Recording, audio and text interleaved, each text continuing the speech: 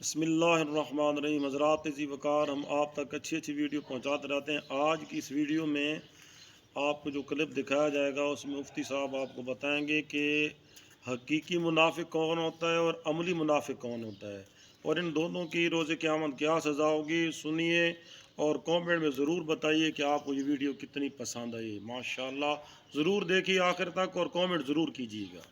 مدینہ منورہ کے اندر جب آپ صلی اللہ علیہ وسلم تشریف لائے ہیں تو یہاں یہود و نصارہ یہ تو مخالفت میں تھے، اس کے ساتھ ساتھ ایسے کچھ منافقین، وہ منافق شخص کے یعنی جو زبان سے تو کلمہ پڑھے، زبان سے اپنے آپ کو ایمان والا کہے، نماز بھی پڑھے، تلاوت بھی کرے، اور جو اسلامی احکامات بظاہر وہ ان پر عمل پیرا ہو اور کہے کہ میں مسلمان ہوں، لیکن دل سے وہ مسلمان نہ ہو، اور دل میں جو چونکہ نفاق چھپا ہوا ہے۔ اب بارگاہ رسالت میں بھی وہ بظاہر تو آتے، لیکن جب باہر جاتے تو پھر اسلام کے ہی خلاف، رسول اللہ صلی اللہ علیہ وسلم کے خلاف، صحابہ کرام کے خلاف، یعنی ہر وہ عمل کر گزرتے تھے کہ جس سے اسلام کو نقصان پہنچے، رسول اللہ صلی اللہ علیہ وسلم کی ذات مبارکہ کو نقصان پہنچے، لیکن چونکہ وہ سامنے نہیں ہے تو اس لیے یہ چھپے ہوئے نفاق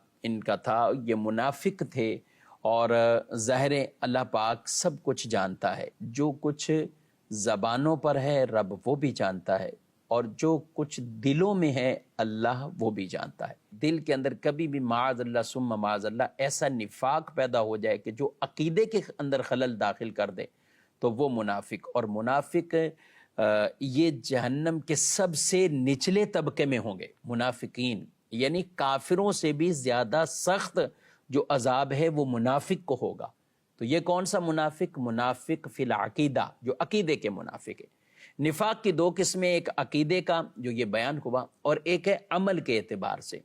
عملی اعتبار سے جو منافق ہوتا ہے اس کے اوپر یہ وعیدیں نہیں ہیں کہ جو کفار سے بھی زیادہ سخت جسے عذاب ہے، وہ گناہگار ہوتا ہے لیکن عقیدے میں اس کے خلل نہیں ہے، تو وہ منافق عملی کہلاتا ہے۔ جسے رسول اللہ صلی اللہ علیہ وسلم نے فرمایا چار چیزیں جس میں ہوں تو وہ منافق ہے، خالص منافق، اور اگر ان میں سے کوئی ایک ہے تو منافقت کی ایک نشانی اس میں پائی جا رہی۔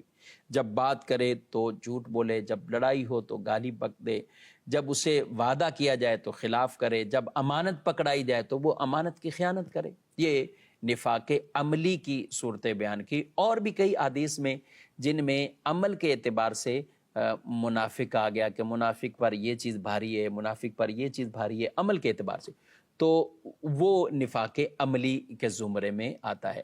اللہ پاک ہم سب کو عقائد اہل سنت پر استقامت عطا فرمائے، اور کفار اور منافقین کے ایسے شرور سے بھی ہمیں محفوظ فرمائے۔